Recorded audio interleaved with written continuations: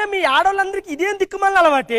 పట్టు చీరల మొత్తం బీరువారలు అలా పెట్టుకుని ఈ 100 రూపాయల నైటీలు వేసుకుని తిరుగుతారంటే మీరు.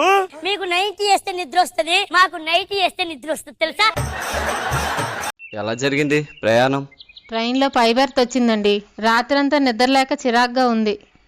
మిడిల్ బెర్త్ కానీ లోయర్ బెర్త్ కానీ ఎవరైనా అడిగి మార్చుకోవాల్సిందిగా. మార్చుకుందాం అనుకున్నానండి, కానీ ఆ 2 సీట్లలోకి ఎవరూ రాలేదు. వీళ్ళకి అడగటం రాదు, నేను అడుగుతాను చెప్పు. ఒక ఆంటీ 5 చపాతీలు చేసింది, 3 ఆంటీలు అయితే ఎన్ని చపాతీలు చేస్తారు? 15 చేస్తారు. నీ బొంద చేస్తారు. 3 ఆంటీలు ఒక చోట ఉంటే ముచ్చట్లో పెట్టుకుంటారు, చపాతీలు ఎందుకు చేస్తారు?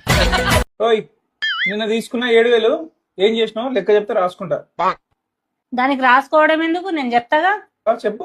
3,000 అటు పోయినాయి, 3,000 ఇటు పోయినాయి, మిగిలింది 1,000 అటు ఇటు పోయింది. ఏంద్రా ఏం చేస్తున్నావు? ఏనండి మీకు హిప్నోటైజ్ అంటే తెలుసా? అంటే ఒక మనిషిని మన ఆధీనంలోకి తీసుకొని మనం చెప్పింది చేయడం. పిచ్చిదానా, దాన్ని పెళ్ళి అంటారు. నువ్వు దేని గురించి అయినా మాట్లాడు కానీ నా పెళ్లి గురించి మాత్రం మాట్లాడుకో, మర్యాద దక్కదు. ఏం చేస్తావు? ఏం చేస్తావు? రే పెళ్లి కాని ప్రసాద్, ఇది మీ వైజాగ్ కాదు, నా ప్యాలెస్. మనుషుల్ని పెట్టి కొట్టించేస్తాను, జాగ్రత్త. అంత అర్జెంట్ గా తాగాల్సిన అవసరం ఏంటి? సిచ్యువేషన్స్, తెల్లారు లెగిస్తే అప్పులు, నెలంతా తెప్పలు, తీరని బాధ్యతలు, గుర్తింపు లేని ఉద్యోగాలు, అందరితో గొడవలు. తాగితే ప్రాబ్లమ్స్ మర్చిపోతావా? తాగితే మా ఇల్లే మర్చిపోతాను, బొంగులో ప్రాబ్లమ్స్ మర్చిపోలేనా?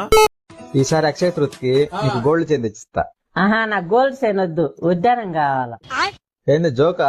జోకేసిందెవరు, నువ్వా నేనా? ఇంట్లో భీమ్ అయిపోయి 3 రోజులైంది కానీ గోల్డ్ చైన్ అక్కడ గోల్డ్ చైన్. నాకు రేపు గురించి బెంగలేదు, ఈ రోజే నాకు ముఖ్యం. నేను ఇలాగే ఉంటాను. నీకు ఇష్టం ఉంటే ఉండు, లేకపోతే పో.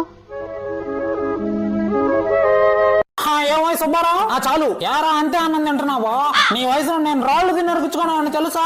అందుకే నా కిడ్నీలో రాళ్లు పెట్టుకున్నావు. ఎన్నొచ్చాయి మార్కులు? 99%. 99% ఎలా వచ్చారు? నువ్వు చదివిందో చూడలేదు నేను ఇంతవరకు.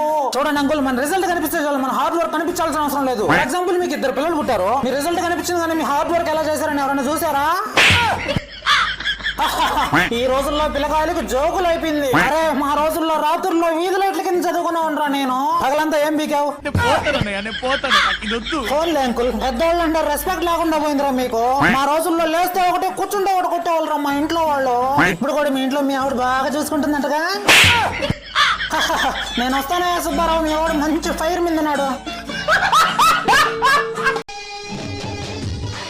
ఈ పెన్నుని 500గా నమ్ముకొచ్చావంటే ఈ జాబ్ నీకే. Okay sir. అన్న ఈ పెన్ను కొంటావా? ఎంత? 500. చెప్పుతో కొడదా?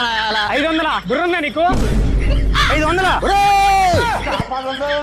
అమ్మా, నిజంగా పెన్ 500 అంటే సంపేసేలా ఉన్నారు కదరా. ఐడియా. ఈ పెన్ ఏదో నేనే కొనేసి 500 ఒకటికి ఇచ్చేసామంటే జాబ్ మనం కొట్టేవచ్చు. సార్ అమ్మేసాను సార్, ఇదిగోండి సార్ 500. వెరీ గుడ్, ఈ జాబ్ నీకే. Thank you sir. ఇంతకీ నా వర్క్ ఏంటి సార్?